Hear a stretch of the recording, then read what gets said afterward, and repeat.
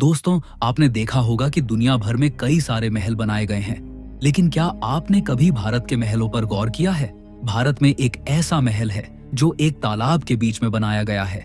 आधा पानी के नीचे है और आधा पानी के ऊपर। और कहीं एक ऐसा महल है जो आज से 100 साल पहले बनाया गया था और आज भी ऐसा लगता है जैसे अभी अभी बनाया गया हो। और कहीं एक ऐसा महल है जो बनाया तो भारत में गया है, लेकिन वहां पर जाने के बाद आपको लगेगा कि आप कोई यूरोपियन कंट्री में हो। आज की इस वीडियो में हम देखेंगे भारत के 10 सबसे रहस्यमय महल जिनके बारे में आपने अभी तक नहीं सुना होगा।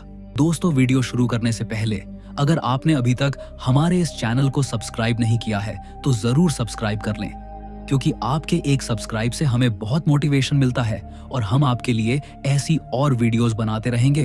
तो चलिए वीडियो शुरू करते हैं। नंबर 1, जल महल। जयपुर के मैन सागर लेक के बीच खड़ा जल महल सिर्फ एक खूबसूरत पैलेस नहीं, बल्कि एक ऐसा स्ट्रक्चर है जो आधा दिखाई देता है और आधा छुपा रहता है।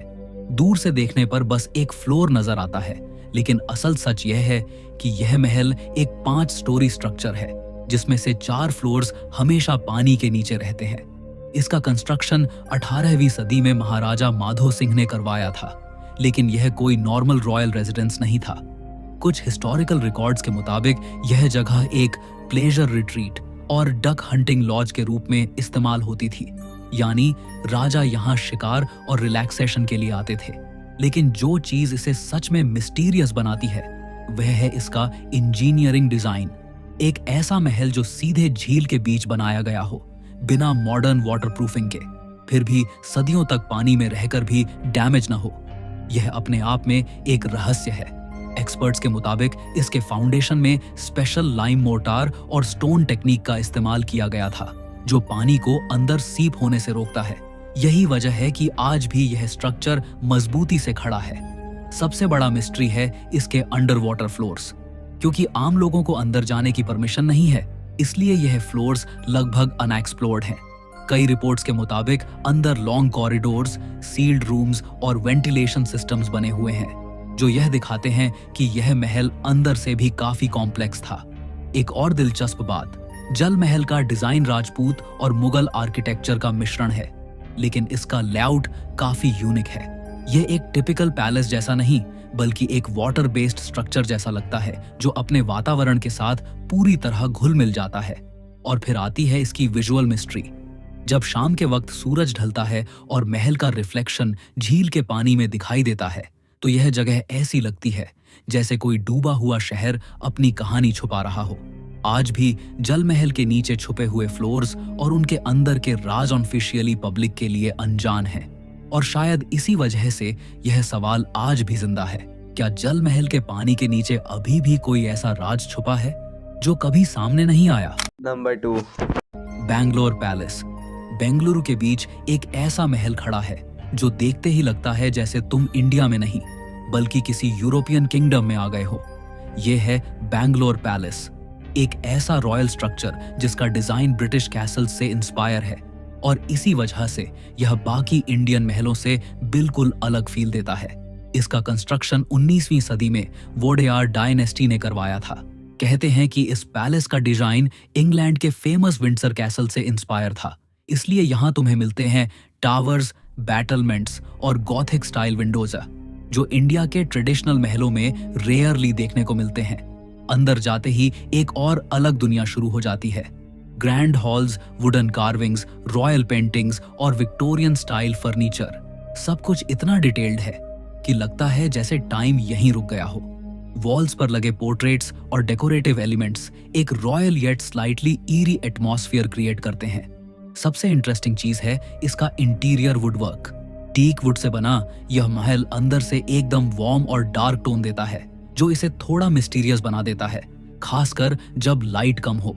कुछ कॉरिडोर्स और रूम्स ऐसे हैं जो इतने साइलेंट होते हैं कि वहां खड़े होकर एक अजीब सी ओल्ड वर्ल्ड प्रेजेंस फील होती है। एक और बात जो इसे यूनिक बनाती है, यह महल ट्रेडिशनल इंडियन लेआउट फॉलो नहीं करता। इसका डिजाइन ज्यादा यूरोपियन सिमेट्री और प्लानिंग पर बेस्ड है, जो इसे एकदम डिफरेंट कैटेगरी में डाल देता है। आज भी बैंगलोर पैलेस सिर्फ एक टूरिस्ट स्पॉट नहीं, बल्कि एक ऐसा महल है जो 2 अलग कल्चर्स का मिक्स है, इंडियन रॉयल हिस्ट्री और यूरोपियन आर्किटेक्चर। और शायद इसी वजह से यह जगह आज भी एक सवाल छोड़ जाती है, क्या यह महल इंडिया का हिस्सा है या किसी और दुनिया का टुकड़ा? Number 3। Orchha palace complex. Madhya Pradesh के एक छोटे से लगभग आइसोलेटेड टाउन ओरछा में बेटवा रिवर के किनारे खड़ा ओरछा पैलेस कॉम्प्लेक्स पहली नजर में ही एक लॉस्ट रॉयल सिटी जैसा फील देता है। आज यहाँ शांति है, लेकिन एक वक्त था जब यह जगह बुंदेला राजपूत रूलर्स की पावरफुल कैपिटल हुआ करती थी। 16वीं से 17वीं सदी के बीच बनाया गया यह कॉम्प्लेक्स असल में एक सिंगल पैलेस नहीं, बल्कि कई महलों का ग्रुप है, जैसे राजा महल, जहांगीर महल और राय प्रवीण महल। सबसे दिलचस्प बात यह है कि इन सब का डिजाइन अलग है, लेकिन फिर भी यह एक ही रॉयल सिस्टम का हिस्सा लगते हैं, जैसे एक केयरफुली प्लान्ड रॉयल सिटी। सबसे फेमस स्ट्रक्चर है जहांगीर महल, जिसे खास तौर पर जहांगीर के वेलकम के लिए बनाया गया था। कहते हैं कि सम्राट सिर्फ एक रात के लिए यहाँ आए थे, लेकिन उनके लिए इतना ग्रैंड महल बनाना, यह बात ही ओरछा की रॉयल एम्बिशन को दिखाती है। इस पैलेस का स्ट्रक्चर काफी यूनिक है। High towers, symmetrical courtyards, hidden staircases और मेज जैसे पैसेजेस। अंदर जाकर ऐसा लगता है जैसे आप किसी एंशिएंट पजल के अंदर चल रहे हों। कई जगह ऐसे नैरो कॉरिडोर्स और डार्क रूम्स मिलते हैं जिनका एग्जैक्ट पर्पस आज भी क्लियर नहीं है। राजा महल के अंदर दीवारों पर बनी एंशिएंट पेंटिंग्स और म्यूरल्स आज भी दिखाई देते हैं, जो रामायण और रॉयल लाइफ को डिपिक्ट करते हैं। लेकिन फीके रंग और खाली हॉल्स इसे एक हॉन्टिंग और मिस्टीरियस वाइब देते हैं, जैसे यह महल अब भी अपनी पुरानी कहानियां याद कर रहा हो। इसकी लोकेशन भी इस मिस्ट्री को और मजबूत बनाती है।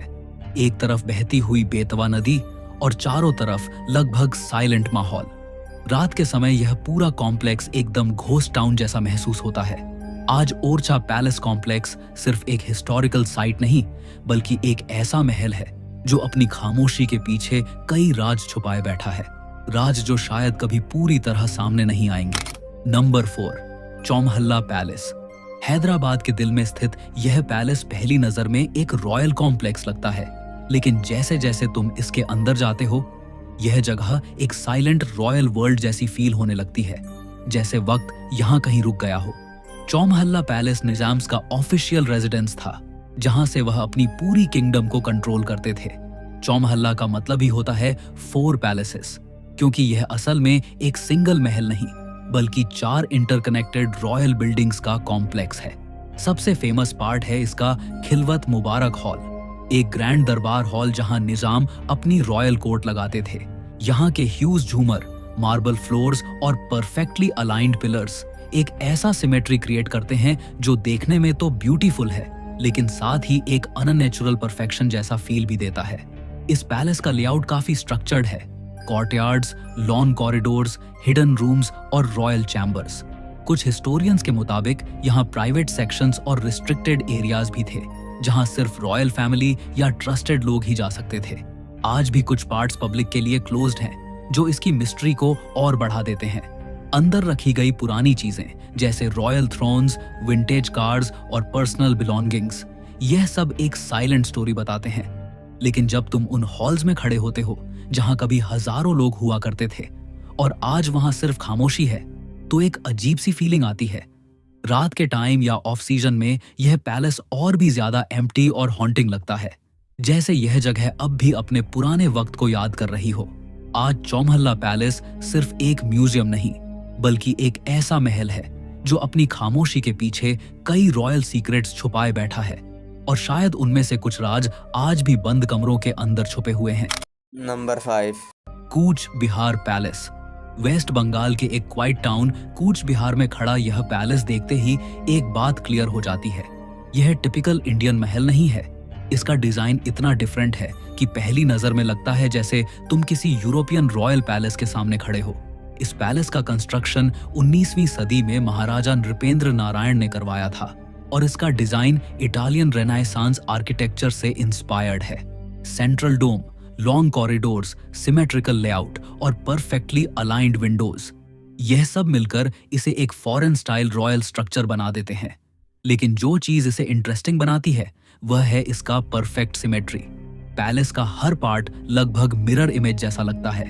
यह प्रिसीजन देखने में तो ब्यूटीफुल है, लेकिन साथ ही एक अजीब सी अननेचुरल परफेक्शन का फील भी देता है, जैसे सब कुछ इतना परफेक्ट हो कि रियल ना लगे। अंदर के हॉल्स, गैलरीज और रूम्स एकदम रॉयल हैं, लेकिन आज वह मोस्टली एम्प्टी है। जब तुम उन बड़े बड़े हॉल्स में चलोगे तो फुटस्टेप्स की आवाज ही वापस इको करती है और वह साइलेंस एक स्ट्रेंज लोनली वाइब क्रिएट करता है। एक और फैसिनेटिंग चीज है इसका सेंट्रल डोम एरिया, जहां से पूरा पैलेस का लेआउट क्लियरली समझ आता है। यह स्ट्रक्चर इतना ऑर्गेनाइज्ड है कि लगता है जैसे किसी ने इसे एक मैथमेटिकल प्रिसीजन के साथ डिजाइन किया हो। आज कूच बिहार पैलेस सिर्फ एक हेरिटेज बिल्डिंग नहीं, बल्कि एक ऐसा महल है जो इंडिया में होकर भी इंडिया जैसा नहीं लगता। और शायद इसी वजह से यह एक सवाल छोड़ जाता है, क्या यह महल एक रॉयल घर था या किसी और कल्चर का एक हिस्सा जो यहाँ लाकर बसा दिया गया। नंबर 6। मैसूर पैलेस इंडिया के सबसे ग्रैंड और विजुअली स्टनिंग पैलेसेस में से एक है मैसूर पैलेस। लेकिन इसकी खूबसूरती के पीछे एक ऐसी हिस्ट्री छुपी है जो इसे सिर्फ एक रॉयल महल नहीं बल्कि एक रीबॉर्न स्ट्रक्चर बना देती है। ओरिजिनल पैलेस जो यहाँ बना था वह 1897 में एक फायर एक्सीडेंट में पूरी तरह डिस्ट्रॉय हो गया। उसके बाद वोडेयार डायनेस्टी ने इसका रिकंस्ट्रक्शन करवाया और जो महल आज हम देखते हैं वह 1912 में कंप्लीट हुआ। इसलिए मैसूर पैलेस एक ऐसा महल है जो दोबारा जन्मा हुआ और शायद इसी वजह से इसका ऑनरा इतना पावरफुल लगता है। इसका आर्किटेक्चर इंडो सरसैनिक स्टाइल का परफेक्ट एग्जाम्पल है, जिसमें हिंदू, मुगल और यूरोपियन डिजाइन्स का मिक्स है। डोम्स, आर्चेस, स्टेन्ड ग्लास और डिटेल्ड कार्विंग्स, हर चीज इतनी परफेक्टली डिजाइन्ड है कि महल किसी रॉयल फैंटेसी वर्ल्ड जैसा लगता है।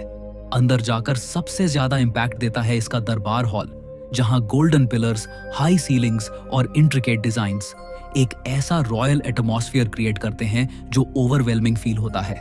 ये वही जगह है जहां कभी किंग्स अपनी कोर्ट लगाते थे। लेकिन मैसूर पैलेस की सबसे यूनिक चीज है उसका लाइटिंग ट्रांसफॉर्मेशन। हर संडे और स्पेशल ओकेजन्स पर पूरा पैलेस 1 लाख से ज्यादा बल्ब से लाइट अप होता है। जब ये लाइट्स चलती हैं तो महल एकदम अलग ही रूप ले लेता है, जैसे कोई जीता जागता महल हो। फिर भी इतने ग्रैंड और अलाइव फील के बीच एक चीज नोटिसेबल है, इसका साइलेंस। इतने बड़े महल के अंदर कुछ एरियाज ऐसे हैं जहां खड़े होकर लगता है कि यहाँ कभी रॉयल लाइफ चल रही थी, लेकिन अब सिर्फ उसकी इको ही बाकी है। आज मैसूर पैलेस सिर्फ एक टूरिस्ट अट्रैक्शन नहीं, बल्कि एक ऐसा महल है जो अपने पास्ट और प्रेजेंट के बीच खड़ा है। एक ऐसी जगह जहां शान भी है और कहीं ना कहीं एक छुपा हुआ सन्नाटा भी। Number 7, चेट्टनाड palaces. तमिलनाडु के चेट्टनाड रीजन में एक ऐसी जगह है जहां तुम्हें एक नहीं बल्कि हंड्रेड्स ऑफ ग्रैंड पैलेसेस मिलते हैं। लेकिन सबसे अजीब बात यह है कि इनमें से कई महल आज भी आधे खाली या कंप्लीटली अबैंडन पड़े हैं। यह पैलेसेस 19वीं से 20वीं सदी के बीच चेट्टियार कम्युनिटी ने बनवाए थे, जो उस टाइम के पावरफुल ट्रेडर्स और बिजनेसमैन थे। उन्होंने अपनी वेल्थ का यूज करके ऐसे महल बनाए जो इंडिया के किसी भी रॉयल पैलेस से कम नहीं थे। सबसे यूनिक बात है इनका कंस्ट्रक्शन स्टाइल। इन महलों में इटालियन मार्बल, बर्मी टीक वुड, बेल्जियन ग्लास और यूरोपियन टाइल्स यूज किए गए। यानी एक ही पैलेस में तुम्हें मल्टीपल कंट्रीज का आर्किटेक्चर मिक्स मिलता है। यह चीज इन्हें विजुअली तो ग्रैंड बनाती ही है, लेकिन साथ ही एक अनयूजुअल और डिस्कनेक्टेड फील भी देती है। अंदर जाकर तुम्हें मिलेगा ह्यूज कॉर्टयार्ड्स, लॉन कॉरिडोर्स और इतने बड़े हॉल्स कि उनमें आवाज गूंजती रहती है। लेकिन सबसे शॉकिंग चीज, कई महल आज भी ऑलमोस्ट एम्प्टी हैं। फर्नीचर कम, लोग नहीं, सिर्फ स्ट्रक्चर जो एक हॉन्टिंग साइलेंस क्रिएट करता है। कुछ पैलेसेस में ऐसे रूम्स भी मिलते हैं जो सालों से बंद हैं।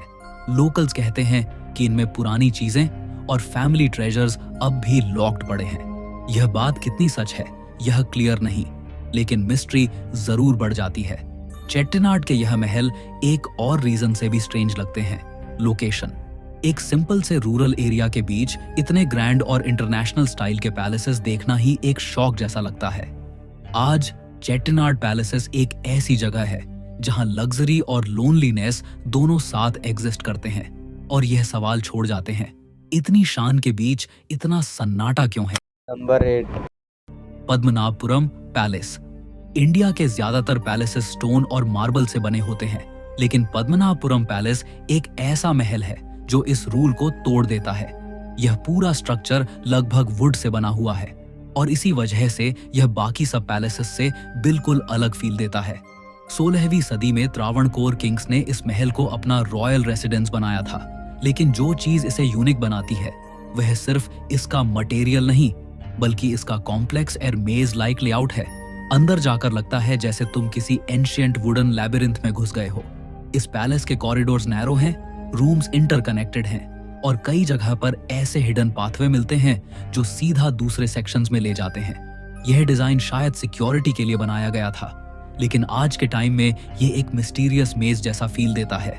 सबसे फैसिनेटिंग चीज है इसका पॉलिश्ड वुडन फ्लोर, जो इतना स्मूथ है कि आज भी शाइन करता है। कहते हैं कि इस फ्लोर को बनाने के लिए एग व्हाइट्स, कोकोनट ऑनेल और नेचुरल मटेरियल्स का मिक्सचर यूज हुआ था। एक ऐसी टेक्निक जो आज भी लोगों को हैरान करती है। इस महल के अंदर एक सीक्रेट काउंसिल चैम्बर भी माना जाता है, जहां किंग्स अपने इंपॉर्टेंट डिसीजंस लेते थे और कुछ लोगों के मुताबिक यहाँ हिडन कंपार्टमेंट्स भी हैं जहां रॉयल वैल्यूएबल्स स्टोर किए जाते थे। लोकेशन भी इस मिस्ट्री को और बढ़ा देती है। यह महल एक क्वाइट और रिलेटिवली आइसोलेटेड एरिया में है, जहां आज भी ज्यादा रश नहीं होता। इसकी साइलेंस और वुडन इंटीरियर्स मिलकर एक ओल्ड वर्ल्ड, थोड़ा एरी एटमॉस्फेयर क्रिएट करते हैं। आज पद्मनाभपुरम पैलेस एक ऐसा महल है जो अपनी सिंप्लिसिटी के अंदर ही कॉम्प्लेक्सिटी छुपाए बैठा है, और शायद इसके वुडन वॉल्स के पीछे अब भी कुछ पुराने राज छुपकर बैठे हैं। Number 9 Tirumalai Nayakkar palace. मदुरई के बीच खड़ा यह पैलेस पहली नजर में ही एक बात क्लियर कर देता है। यह नॉर्मल महल नहीं है। इसका स्केल, इसका डिजाइन और इसके जायंट पिलर्स देखकर ऐसा लगता है जैसे तुम किसी एंशिएंट जायंट स्ट्रक्चर के अंदर आ गए हो। इस पैलेस को 17वीं सदी में किंग तिरुमलाई नायक ने बनवाया था। कहते हैं कि अपने ओरिजिनल फॉर्म में यह महल आज के कंपैरिजन में 4 गुना ज्यादा बड़ा था, लेकिन टाइम के साथ इसका काफी हिस्सा डिस्ट्रॉय हो गया और जो आज बचा है वह भी इतना ग्रैंड है कि इमेजिन करना मुश्किल है कि यह पहले कितना मैसिव रहा होगा। सबसे स्ट्राइकिंग फीचर है इसके जायंट पिलर्स। कुछ पिलर्स की हाइट 40 फीट से भी ज्यादा है। इनका साइज इतना बड़ा है कि एक इंसान उनके सामने बिल्कुल छोटा लगता है। यह स्केल एक ओवरवेलमिंग और थोड़ा इंटिमिडेटिंग फीलिंग क्रिएट करता है। इस पैलेस का आर्किटेक्चर इंडो सरसैनिक और द्रविडियन स्टाइल्स का मिक्स है। Large open courtyard, massive arches और मिनिमल वॉल्स, यह सब मिलकर एक ऐसा स्पेस क्रिएट करते हैं जो ओपन होने के बावजूद भी हेवी और मिस्टीरियस लगता है। एक और इंटरेस्टिंग बात, इसके अंदर काफी ओपन स्पेस होने की वजह से यहाँ की इको इफेक्ट काफी स्ट्रॉन्ग है। अगर तुम जोर से आवाज दो तो वह आवाज वॉल्स और पिलर्स से टकराकर बार बार वापस आती है, जो एक्सपीरियंस को और भी सुरियल बना देता है। रात के टाइम जब यहाँ लाइट एंड साउंड शो होता है तो यह पैलेस और भी ज्यादा अलाइव लगता है, जैसे यह अपनी पुरानी कहानी खुद सुना रहा हो। Number 10, Tipu Sultan's summer palace. Bengaluru के बीच एक ऐसा महल खड़ा है जो साइज में बाकी रॉयल पैलेसेस जितना बड़ा नहीं, लेकिन अपनी डिटेलिंग और हिस्ट्री की वजह से एक कंप्लीटली डिफरेंट प्रेजेंस फील कराता है। यह है टीपू सुल्तान का समर पैलेस, एक ऐसा स्ट्रक्चर जो सिंप्लिसिटी के अंदर ही कॉम्प्लेक्सिटी छुपाए बैठा है। 18वीं सदी में टीपू सुल्तान ने इस पैलेस को अपने समर रेसिडेंस के रूप में बनवाया था, लेकिन यह कोई हैवी स्टोन पैलेस नहीं है, बल्कि पूरा स्ट्रक्चर लगभग टीक वुड से बना हुआ है, जो इसे एकदम यूनिक बनाता है। अंदर जाते ही सबसे पहले नजर पड़ती है उसके फाइनली कार्व्ड वुडन पिलर्स और आर्चेस पर। हर पिलर पर डिटेल्ड फ्लोरल डिजाइन्स और पैटर्न्स बने हुए हैं जो उस टाइम की क्राफ्ट्समैनशिप को दिखाते हैं। लेकिन यह कार्विंग्स सिर्फ डेकोरेशन नहीं लगती, बल्कि ऐसा फील होता है जैसे हर डिजाइन के पीछे कोई स्टोरी छुपी हो। इस पैलेस का लेआउट ओपन है, बालकनीज, कॉरिडोर्स और इंटरकनेक्टेड स्पेसेस। यह डिजाइन हवा और ठंडी एनवायरनमेंट के लिए परफेक्ट था, लेकिन आज के टाइम में यह जगह एक साइलेंट और थोड़ा एरी वाइब क्रिएट करती है। कुछ हिस्टोरिकल अकाउंट्स के मुताबिक यहाँ टीपू सुल्तान अपने इंपॉर्टेंट मीटिंग्स और स्ट्रैटेजिक प्लान्स बनाते थे, इसलिए कई लोग मानते हैं कि यह महल सिर्फ एक समर रिट्रीट नहीं, बल्कि एक डिसीजन मेकिंग सेंटर भी था। सबसे इंटरेस्टिंग बात, यह महल एक बिजी मॉडर्न सिटी के बीच है, लेकिन जैसे ही तुम अंदर जाते हो, बाहर का नॉइज लगभग गायब हो जाता है। एकदम अलग दुनिया जैसा फील आता है, जैसे तुम अचानक पास्ट में चले गए हो। आज टीपू सुल्तान समर पैलेस एक ऐसा महल है जो अपनी सिंप्लिसिटी के बावजूद एक स्ट्रॉन्ग हिस्टोरिकल ऑनरा रखता है। और शायद उसकी वुडन वॉल्स के बीच अब भी टीपू सुल्तान के डिसीजंस की गूंज कहीं ना कहीं महसूस होती है।